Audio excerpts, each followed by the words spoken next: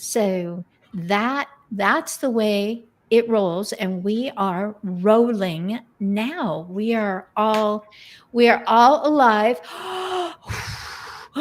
Yes, we're all live and we're all on the screen, and we have been talking about swimsuits, people getting too cozy on a screen together, which came as a great surprise. Then, snowmobiles. We've got predictions that actually turned out better because of book launches. There's been babies, there have been weddings, there have been anniversaries, and that all happened before we started. So this is my plug for, if you've been thinking about being a host of some sort of a talk opportunity that brings real solutions, that brings diverse perspectives that maybe you've had or your parents taught you or your culture simply accepts that this is the way people age, this is the way people handle caregiving challenges, this is the way that people promote energy and enrichment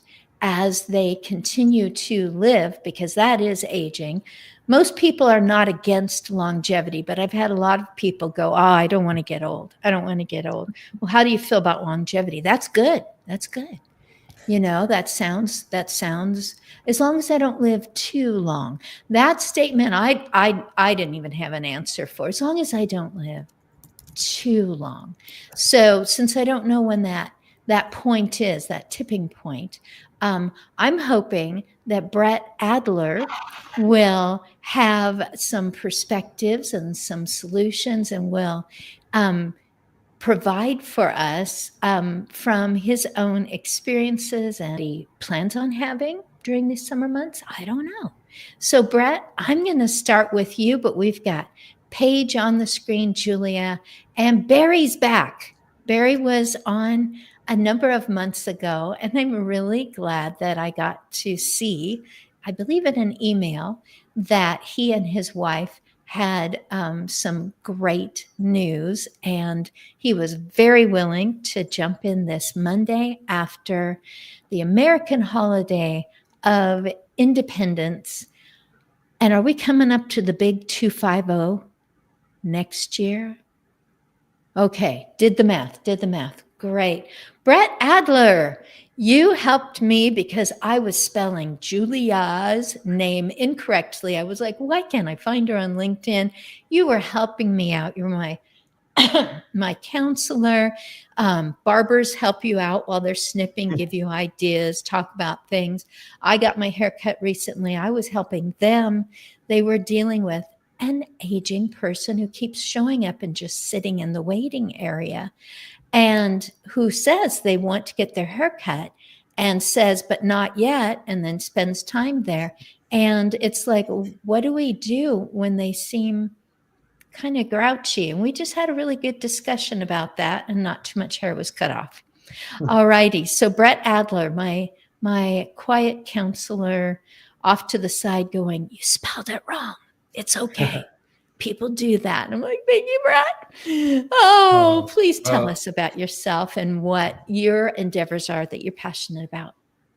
Yeah, thanks. First of all, I'll just say, having an eye for is part of why I spend a lot of time in software testing and quality assurance, because I tend to have an eye for errors and for an ability to break things. So it's kind of a blessing and a curse, because it's hard sometimes to not see it, and some people take feedback, but others. So I appreciate that you were open to that feedback. I actually made a new friend recently in the accessibility field that I'll talk about in a sec, because I saw some issues on her website and sent her a message and made some comments. And again, you never know how someone's going to take corrections from a stranger, but she was so good about it that we ended up chatting more. So just to back up, I've been a software developer in the software industry for 30 years. And when you talk about longevity, part of what first came to my mind to talk about is just people really need to pace themselves in this field for the long term, because part of my problem is I've already had 2 surgeries one in my shoulder, and one in my neck due to spending a life hunched over a computer with bad ergonomics, and bad posture, bad devices, everything, right? Working too many hours. Years ago, I was working on a startup, and I was working, during the day, but then also nights and weekends, and I was in a lot of pain, and kept telling myself, well, when the software is built, then I can rest and I'll recover, not realizing all the permanent uh, issues I was causing to my body that ended up requiring surgery to recover from. So I just, when it comes to longevity, I think it's wise for people to really think about the long term and everything that they're doing. And as far as what I'm passionate about now, which correlates to that, a couple of years ago, I built a voice assistant to guide people through physical therapy that I built as a result of me having to go through my own physical therapy before the surgeries and then afterwards and still. And more recently, that's what got me into age tech and into digital accessibility, which is, for people that don't know that, it's similar to physical accessibility, like ramps and, things like that in the real world, but for digital. So, for example, people that have vision issues, people that have hearing issues. I use captions a lot now when I listen to things, right? And I have trouble with contrast on websites, and it seems to be real popular nowadays for websites to create small, light, gray fonts, right? I see people chuckling because we're all kind of used to it. And I wonder, I don't even know if young people can read it, let alone, bulk of people. Like, it's not just for people with vision issues. It's very common nowadays that these websites are designed to look better than they are to actually be read, right? And so part of my passion area now has moved into that age tech and accessibility area to help bring a lot of the lessons and things that I've learned, both personally and through work, to the products that are out there, and to help make products better for people that are aging and people with disabilities, and for people that know the curb cut analogy, just for people in general, right? Like, I think making things more readable, making things better to use for certain people are going to make it better for everyone. So yeah, I'm just glad to be here, and I'm looking forward to hearing about their book when we get to it. Wow. It's putting disability into a different tense for me.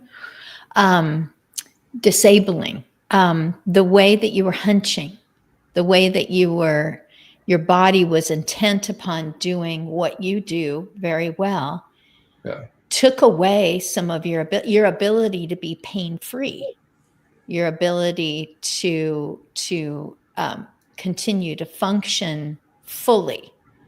And so that was disabling. And font that is less easily read becomes a disabler.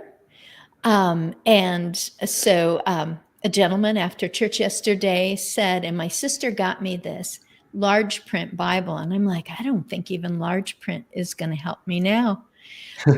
But there was a point where I was just grateful for anything that was written big. It was easy to be a hired caregiver in that person's home. It was easy because we both spoke loudly to each other, and things were well lit. And it was easy for me not to trip and fall because tripping hazards had been removed. And so it was very enabling, empowering. It made me not get hurt at work, which was a big deal. We were taught how to stand, etc. So talk until I can't understand anymore. Talk smart. Say Brett stuff. You talked about, you're doing these things, and I kind of go, la, la, la, la, la. He's doing tech stuff. Something that you've tackled or something that you are capable of. And then I'll let you know, woo, okay, I'm lost. I can't take that all in. Well, something I'll say that I think question. Everyone can, something I'll add to that I think everyone can understand, and something I didn't really think about. It's kind of crazy. Like I said, I've been in software for 30 years, but none of the companies I worked for ever thought about accessibility. it was hard enough.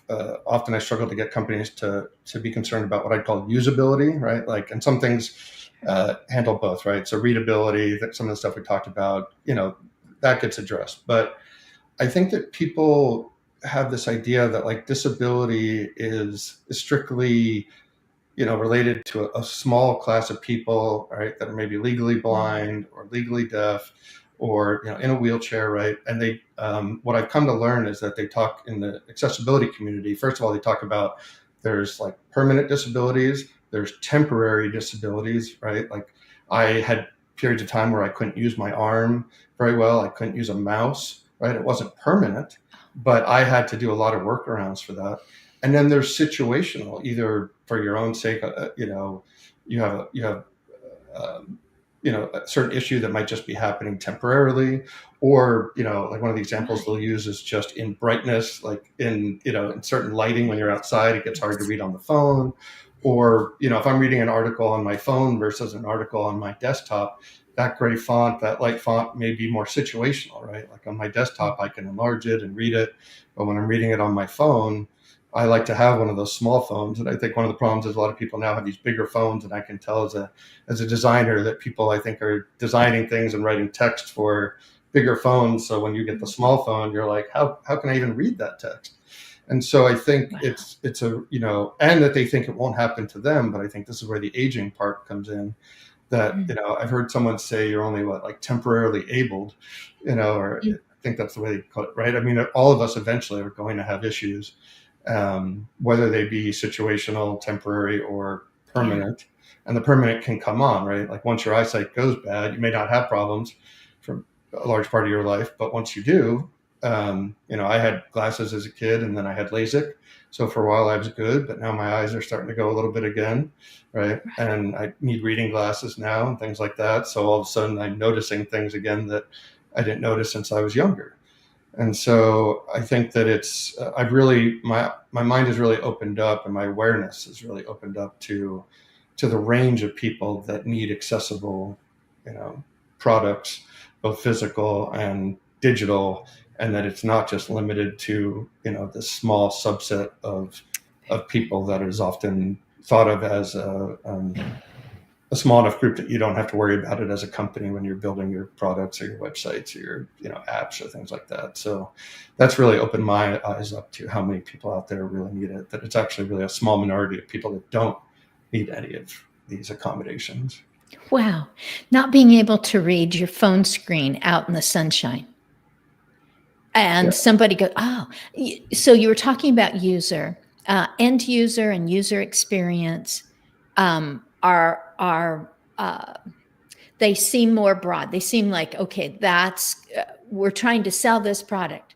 So that's going to be a lot of people. We want to know how because they're going to be rating us. They're going to, or be rating us. They're going to be rating us or be rating us. I'm wearing today, because it's kind of new, so you can see there's a wheelchair, and this person is shouting out. And I live in Waco. Waco Mobilize. So in one situation, I took a picture, and then someone came over wearing a shirt that said they worked for the city, and they took a picture too. It was simply a crack in the sidewalk that just, I don't know, maybe 4 inches. And so that would affect the people that I meet with once a month that invited me to be part of their initiatives and advocacy, self-advocacy. And they do walk audits or rolling audits of areas in the city. And they're trying to find the way to change the mindset. And I am a person who could not catch on to a lot of things like gluten-free for my students when I was a school teacher. I'm like, okay, no bread or crackers, but there was a lot more to consider. So I'm a person that needs to go from one to the other and go, oh, wow. So what was happening was supplies were being brought in one of those expanding foldable wagons, and it would thunk down in there. And they were like, oh my goodness, this is why we had the wagon, because it's so heavy trying to get this stuff out of here. A person with one of those monster strollers that you can probably fit 3 different kids of different sizes into, thunk, Yeah. they went down into it. And what I said to the city person is, I would like to come in to City Hall and I would like to register a compliment when you fix this spot, because what I'm thinking about are the people that I now meet with who are mobilized by using a red cane, and that they could feel most of the sidewalk, but for that one piece, and it would flatten a person. And then I'm like, what about a perfectly capable athlete who is recovering from an ACL, torn ACL, who's just going to catch their boot in there or something. Just there's more to it than, well, I don't Yeah. see that many people in wheelchairs having to use this spot, and maybe they Yeah. can roll a little bit more to the right. Maybe Yeah. it'll be okay. And it's just like that, but it's more than that.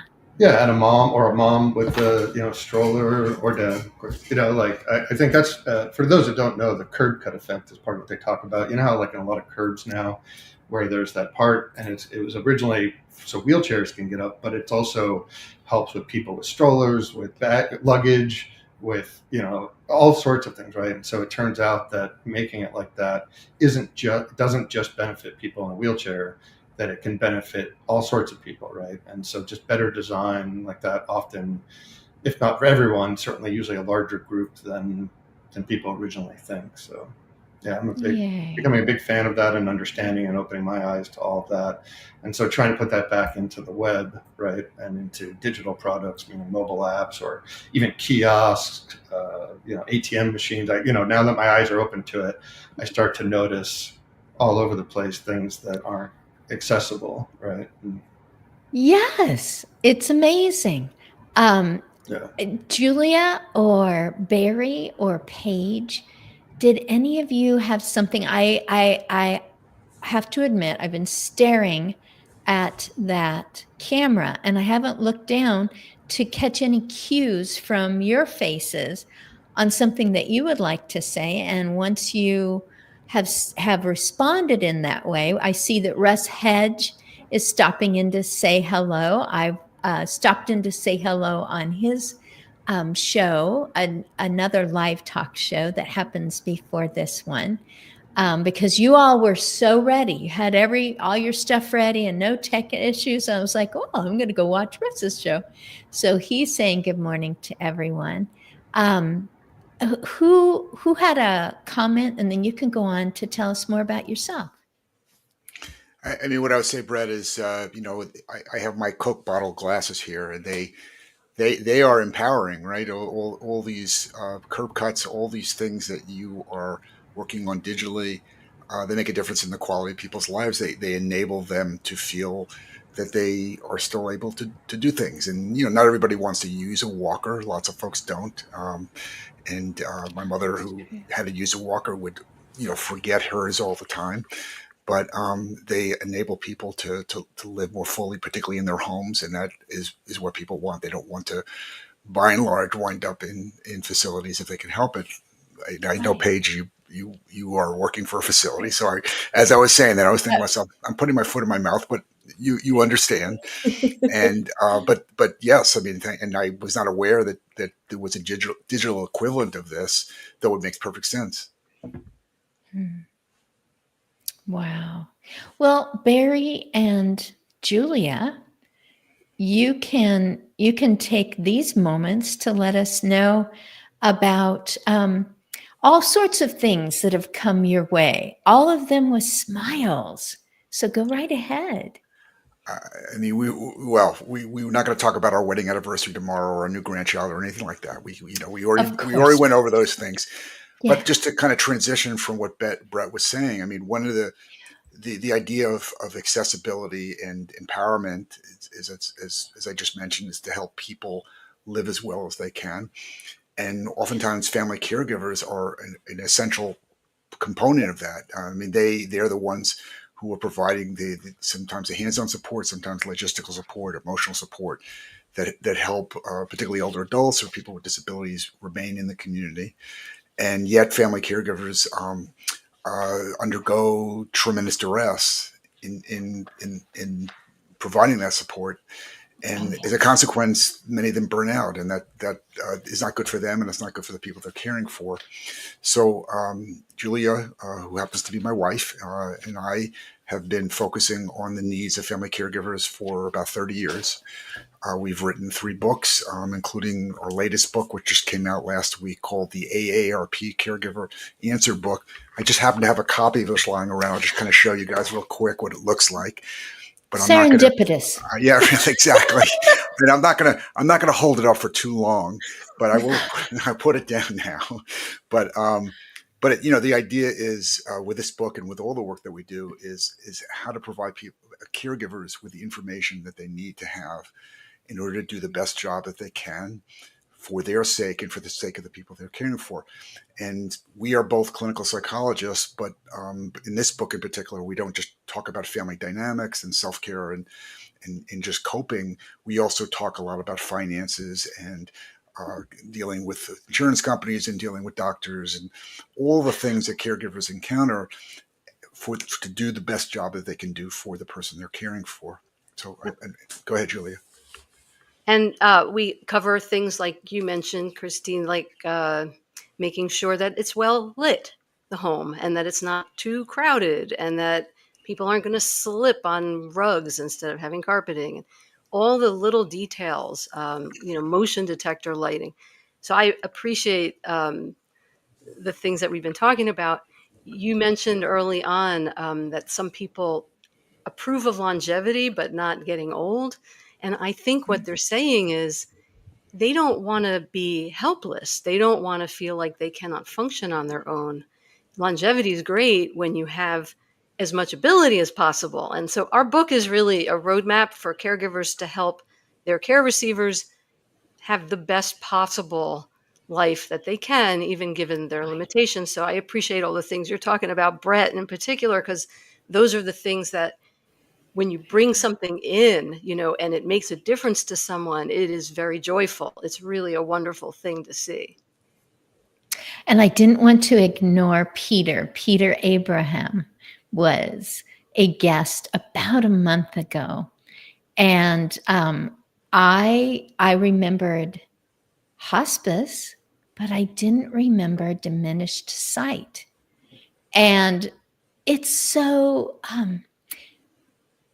if I can be a little bit ageist at this moment, I see glasses on a person who's in high school, junior high, and I think, oh, they're like me.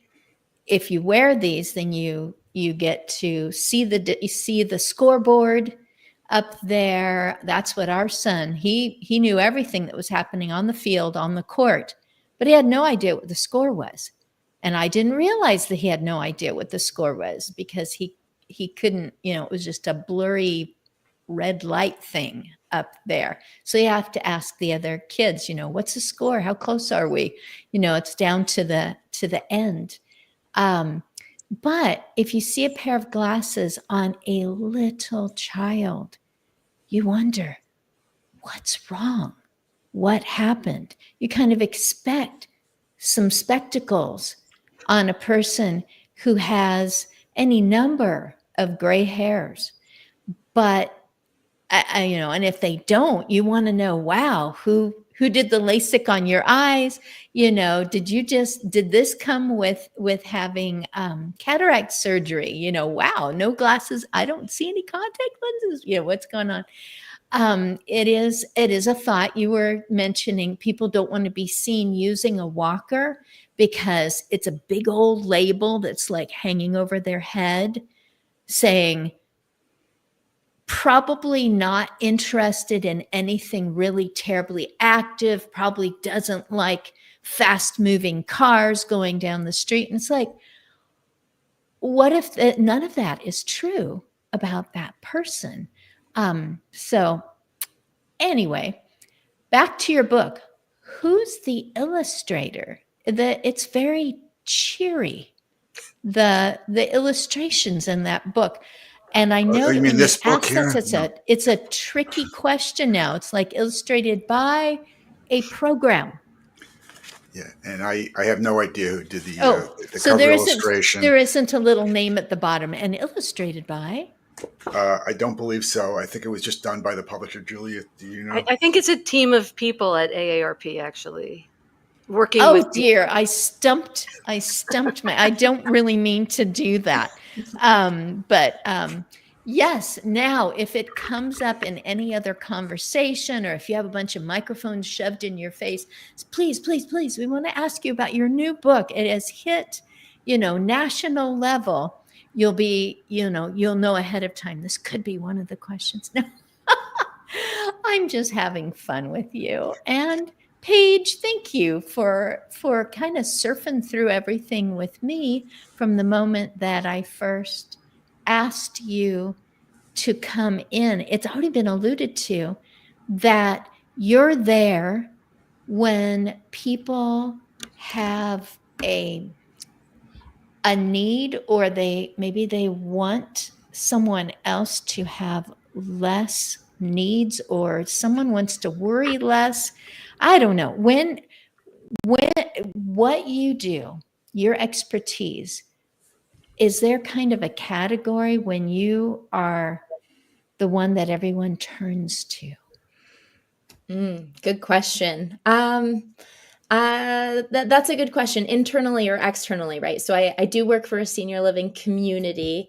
I will say we don't use the dirty F word at Cordia. We never say facility.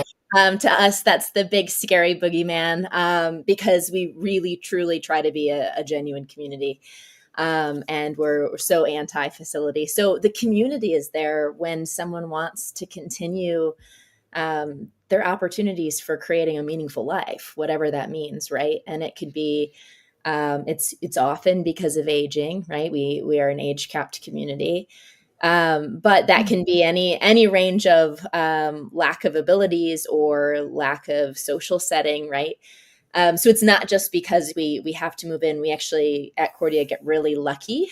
Most of our newest residents, whom we call members, it's a residential club.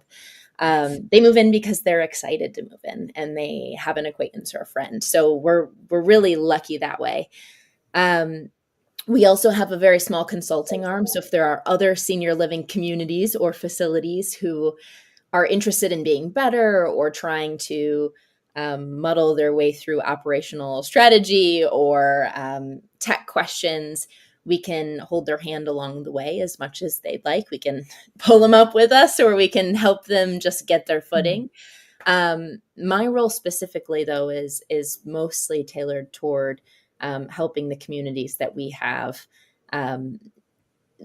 What I find in senior living specifically, and not just aging services, is that most of the managers or leaders in senior living are so inundated in the weeds. They're just fighting fires all the time and doing the best that they can, that they have all these brilliant ideas because they're right on the front line, but they're never able to pull themselves out of the weeds long enough to initiate those solutions, right? So they see the problem. They're the best people to make the call.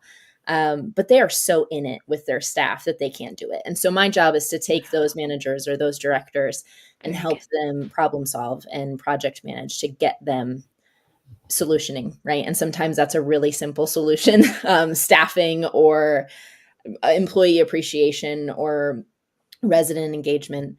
And sometimes we need a totally different operational software, and it's going to take us a while to get this and implement it and hear everybody. So my role is that mucky gray space in the middle, that all the places when things slip through the cracks, I'm underneath the sidewalk trying to catch them and bring them back up to the surface.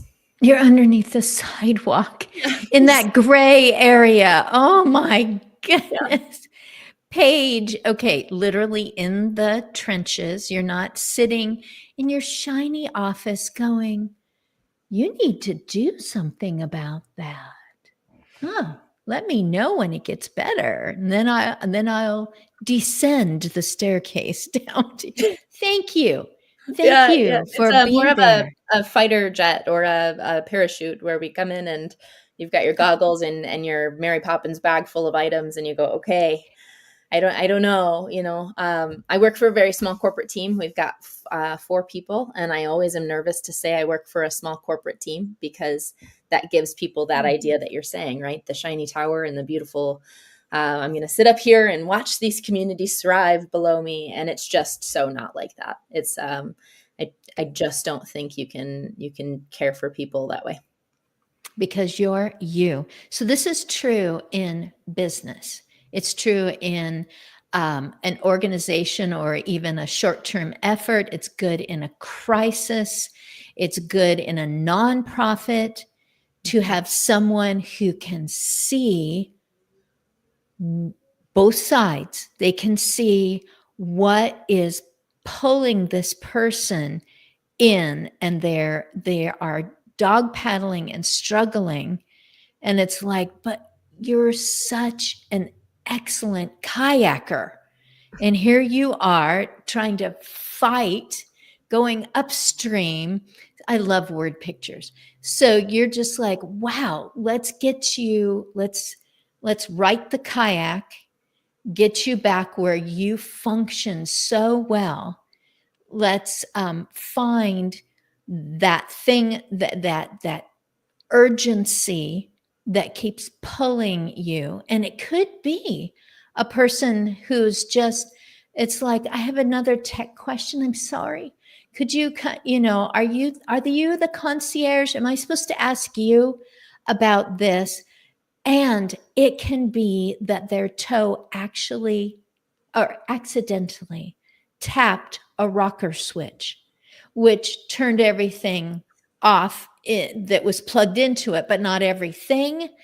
And it can be, oh my goodness, this is having issues, or you've got a malware thing going on. It is a good thing that you pulled us in. It can be short. It can be something that needs expertise outside of your expertise, that you're able to see what leadership, what's slowing down a leader from actually being able to come alongside to all of them. Because as I age, I want to be treated that way too. I want someone to be,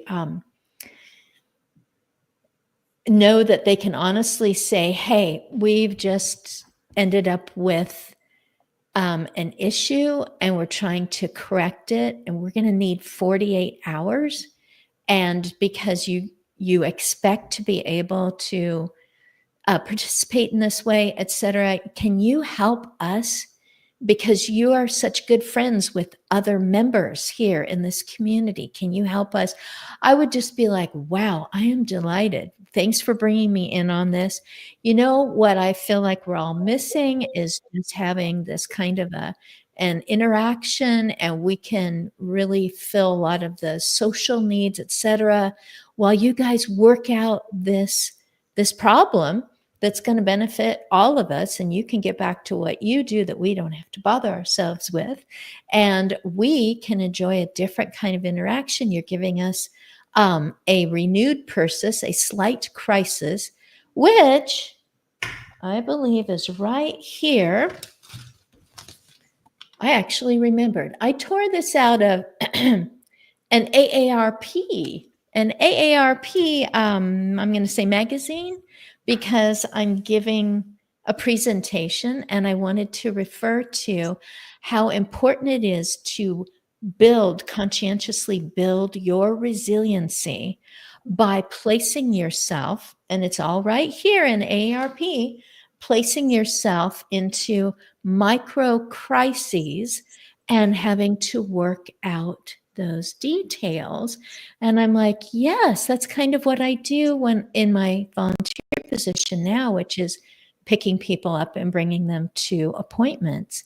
I'm putting myself in a situation where I'm going to have to cope and be an advocate, but not too much, keep a professionalism, but also say, I just hate this for you. I am so sorry you're going through this, and that you're also experiencing these other kinds of difficulties when even the first one hasn't been solved, but also giving them their privacy and giving them the distance that they need. Just all of that, it's like, wow, if I continue to not say, just give me a really big, cozy, warm, massaging sleep chair and a TV that plays old shows that I already know what the ending is. That's all I want to do because I'm 65 years old and you shouldn't be expecting anything. I went into that voice because a person told me 15 years ago, do you realize I'm turning 50? I just don't have energy for life anymore. And I'm like, are you sick? Oh my goodness, I'm turning 50 also. I didn't say that in the moment. She just felt that responsibility was just too much. And I'm going, old. Why does old sound like this to other people? Why can't old mean, wow, you've seen a lot. I fully remember the 200th, the bicentennial of this nation. Fully remember it. That's a privilege. That's not like, oh my goodness, you've been alive for more than 50 years. Shouldn't you just be kind of toning it down? And so anyway, I got onto my ageism box. I'll jump off again. Brett, we started with you. And you got some compliments on what you were saying. I'm noticing now you're wearing a code shirt. Is there something else that you wanted to refer to earlier, but I didn't give you a chance because I was jabbering? No, but I'll mention two things. If I seem distracted, my dog, of course, always, she decides to come awake during calls like this. So we needed a dog. Very good. Is it a small dog that can be lifted or a really big one? No. 70-pound golden doodle that's laying on the floor right now. Oh, wonderful. But of course, she got vocal. I was glad I had followed Barry's lead and put the mute on, though, because she started barking when someone came to the door. Of course. So I got a bit distracted. And then the shirt is an organization I've got involved with recently called Code Your Dreams. It's kind of the full logo there, but it's a nonprofit here based out of Chicago, but they're starting to go around the country with chapters that helps younger people and people in disadvantaged areas and other things like that with programming and learning code. So I'm actually helping them soon to make sure their website is accessible, and I'm just volunteering with events and things like that. So they're a great organization here in Chicago, and been really happy to help them. So thanks for asking about the shirt. Did a person there have the wherewithal to say, hey, let's ask Brett. He is mindful and he is an expert in accessibility. Or were you proactive and said, that is another factor that you definitely want to address? Well, it's actually a little both. I have to give them credit. They're the ones that actually turned me on to accessibility because they had an event in April, I think it was April, a few months ago, called Hack for Accessibility. So it was a hackathon where they brought together hundreds of people that created teams and created ideas to make accessibility better, both physical and digital side. And it was I just signed up to be a mentor for that, but signing up for that event I was like, I better start learning some things about accessibility. And then after that event, I was even more interested. I met a lot of people there, and they had tables and things like that. So I credit them for bringing it to my attention and really awakening it in me. And then I did, proactively turn back around and say, hey, I'd like to help make your website more accessible. So a little bit of both. Wow. Thank you for something earlier you said, and now I'm into aging. And I'm like, thank you for being into aging. And you know what? We are.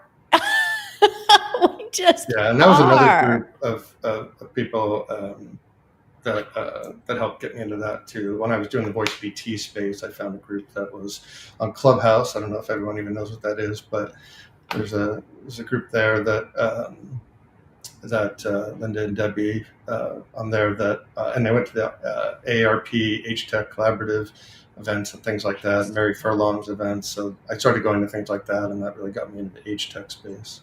Oh, those are Before the accessibility side familiar. with the PT, we were looking into that a lot. What's Debbie's last name? Howard. Yes, Industry. yes, the gal that spends a lot of time in Japan.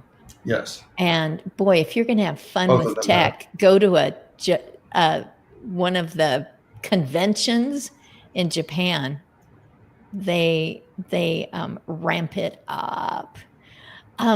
Julia and Barry, is this a first book for either of you, or is this your first co-authored opportunity? No, this is our third co-authored book, and each of us wrote a book independently before that. So between us, we have 5. So this is the 5th. Yeah. Oh, fantastic. Yeah, So, we're both psychologists, but we also are both writers, and it's a way for us. It started the working together on a book started when our kids were launched and we were empty nesters, and we thought, well, what can we do to do something together? I know other people travel and they do other things, but we started writing. We sit at our computers. We don't go anywhere. when we're watching, maybe it's Netflix, 3 words will pop up. This movie is dynamic, thoughtful, edgy. Another one will come up, comic, irreverent, whatever, locker room humor, what I don't know, but different, and then you go to another one. And so I guess it's to help you decide, is this for me? So I'm just full of really difficult questions today. Don't know what happened. But do you feel like it's practical? Do you feel like it's analytical? Would you call it a DIY? Would you call it resource? Can you throw a few words like that around so that someone can go, oh, so that book is my kind of book? It's a resource, no question. It's a roadmap for caregivers. Okay. Because it's like 150 questions approximately. Everything that people have asked us over all the years that we've done caregiving work and work with caregivers, it's answering all of those questions. So it's for especially new caregivers, but really anyone who wants to know how to keep paying for taking care of their loved one, or who needs to move them to a community. A community, very good. Not yes. A facility, a community. And how does that work? And are you still the primary caregiver, even though they're living somewhere else? So many questions, so many answers. I think it's hilarious that you asked us a question earlier that we could not answer, because the whole idea of this book is we can answer all the questions about caregiving, but we can't answer the question about the cover. No. Yeah, I mean, other word. I mean, it's very pragmatic. It's very conversational. Yes. It's nuts and bolts. It's really intended to be. So one of the things that we both believe is not all help is helpful, and this is intended to be helpful because it really provides specific information that people need to know. And because oftentimes what happens is when people begin caring for a family member or another friend or neighbor, they don't really know how to do a good job, and nobody wants to do a bad job. People want to do the very best job that they can, and yet they also have other responsibilities, and they have to figure out how are they going to do this new role and balance it with all the other obligations that they have. And so it becomes a matter of how, what's the way to go forward, especially if it's not going to go on for days and weeks, but literally for months and years. And so we're trying to provide some, as Julie says, a roadmap, some guidance to give people some idea of where they're headed, how to manage things. We also trust that people are going to come up with their own solutions that they're going to learn along the way. They're going to see what works exactly in their situations. There's no book that can address every individual situation, but we want to give people the lay of the land here. We want to give them some ideas of resources that exist in the world that they can tap, and to really give them some confidence that this is doable. It is not impossible. And speaking of communities, one of the chapters that we have in the book is all about being a family member of a loved one in a community. And we both did that for my mother and stepfather, both of whom lived in skilled nursing facilities at the end of their lives. Not exactly the kind of facility that you're, excuse me, community that you're. No. Right. So, but what I found as a family member for my mom and stepfather is that I knew a lot about being a caregiver for them and being a caregiver in the home setting, being a caregiver, being a guide for other caregivers. But when it came to the specific communities that they were in, it took me a while to figure out how I could be an effective voice for them. I could advocate for them.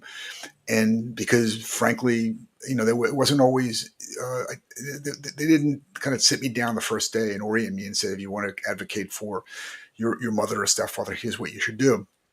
And so I had to kind of learn the ways of that particular community. I had to learn how not to be a pest, because that I learned, I learned that through trial and error, because I became a pest trying to badger the nurses and badger the nurses' aides about how to best help my stepfather who had bed sores. But it became it was not effective if I was badgering them, and if anything, they would run the other direction when I would walk into the community. So one of the chapters in our book is specifically about how do you do this? How do you find your way to being effective in what you're doing in that setting? And because you don't stop being a caregiver, you don't stop being a loving family member. You was just a different activity in that setting. And so that's one of the chapters of the 13 that we have in the book. Another is about the home setting. Another is caring for people with dementia. Another is, caring for a spouse or caring for a parent or dealing with siblings, because, what we have found over the years is dealing with siblings is one of the hardest things, particularly for adult children who are arguing with those siblings about caring for a parent. So we cover a very wide range of caregiving related topics in various settings to give people the help that is actually helpful. Even after the caregiving is over, we address how do you cope with no longer being a caregiver and the caregiving identity. What do you do with that? How do you move forward from there? So we tried to cover soup to nuts, but we'll see. Because, when people ask us about caregiving, and people, it's not just psychotherapy clients, it's colleagues, and I have plenty of colleagues who pick my brain, or neighbors come knock on the door and say, hey, let me tell you what's going on. They don't just want to know about, okay, you're the psychologist, here's the psychological problem. No, they want to know, what do I do? Period. It's just like, what do I do? We have to figure out how to pay for this. We have to figure out what do we do with all these insurance forms. We have to figure out how to make the doctors listen to us. There's a whole host of things that regularly come up for family members in this situation. Yes. Psychologists, social workers, nurses, doctors, specialists. It is different when it is the person that you've known most or all of your life. It's just all different. And it's hard, behavioral science might be one of the categories that might be at a higher learning, place. And it's just like, this doesn't feel like science right now. I feel sabotaged. I feel stupid. And I know that I'm smart. Why is this all so hard? It's not resolving. I'm not able to put it in a spot because it's just all over me and through me and around me. And now it's become an issue because the neighbor thinks that I should be doing more or I should be doing less. And it's like, I never even had to talk to that neighbor before, but they are worrying through their window. And so trying not to be a pest, trying not to be pestered. It's just so much. So, Paige, I started you off differently, and you very beautifully put this back into the right spot. And that was, I asked you if people come to you when they're worried, when they're in a crisis, and you're like, mostly they come here because they want to, they're looking forward to it. This is the sort of place where they're just going, wow, I look forward to my continued endeavors and trying something new and being around other people and just finding out how great I can be, how, what an asset I can be in this, my new neighborhood. And I get to witness that with my mother, who chose to age in place in her home. And then, boop, because she's a grown up, decided, I want to age in this place that I have toured, and they have answered 2 solid typed pages, because she is a secretary, on what if this, do you have, will I be expected? I would rather not. And everything was answered. And boy, the stories of this situation, the meeting attended, the ride that they all took to go see that museum, how this person helped to bring in groceries and is another new best friend. All of it I get to enjoy. It's so wonderful.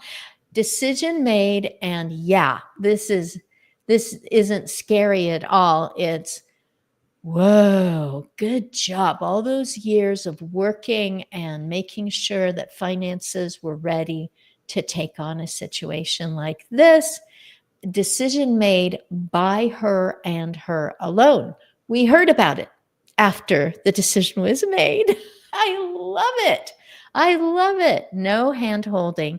However, those groceries out in that storm needed some other feet and hands to expedite, and they were there and available for her. So I love it. Yeah, I wouldn't say it's always that way, right? I would be lying if I told you that every person who moved in was excited to do it and did it on their own will. So let me be truthful. We have plenty of people who move in because of that. And to me, that feels like success. I think more importantly to me, right, is that when a person does move in, we remember that they're experts on life. Right. Being a senior or making it to 82 or whatever age you want to throw on there. Right. Just means that you have more expertise on life than I do. And you're already an expert. And I think what happens, and people aren't excited to move into senior living for good reason. Right. The industry has a negative reputation for good reason. But if you're an expert, and if I'm an expert and I make it to 82 and I've got all this expertise, and then I move into a community, and then everyone expects me to be excited to have all the decisions made for me, and to give me a lot of honey dearie sweeties, right?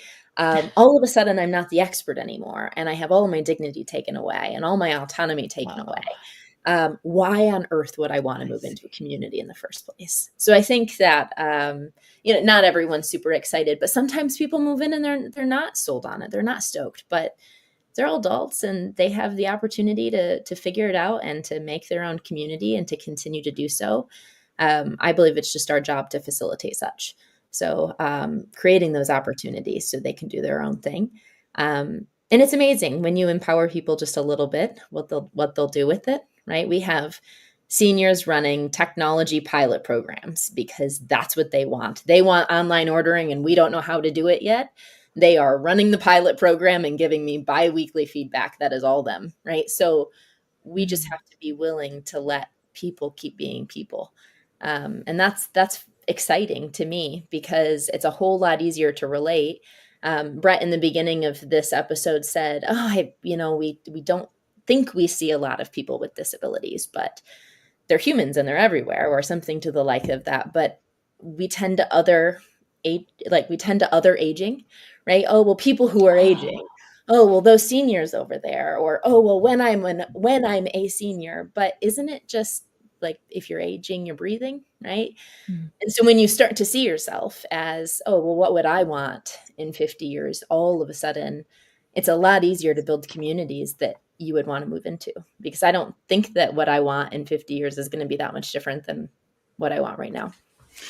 You know, Paige, I'm going to give you a hard time, but you're a young person, right? It's easy to say that. It's harder. It's harder. I think I'm the oldest person on this group here. It's harder, and our outlooks change, and we think of ourselves as being a certain age, which is usually far younger than our chronological age, and yet, and we don't accept some of our weaknesses readily. We deny them or we minimize them. And that's where family members sometimes come in too, because yes, we want to accord people all due dignity and respect and self-determination. And yet it's also that conversation with family that sometimes helps them, helps that older adult come to accept some of their limitations and maybe find a setting which is more conducive for supporting those limitations at this point in time. Absolutely. And I think, I feel like the expert on senior living until I have someone in my family who needs help, right? My very best friend is 77, and when his wife, she had earlier onset dementia, and all of a sudden I was clueless.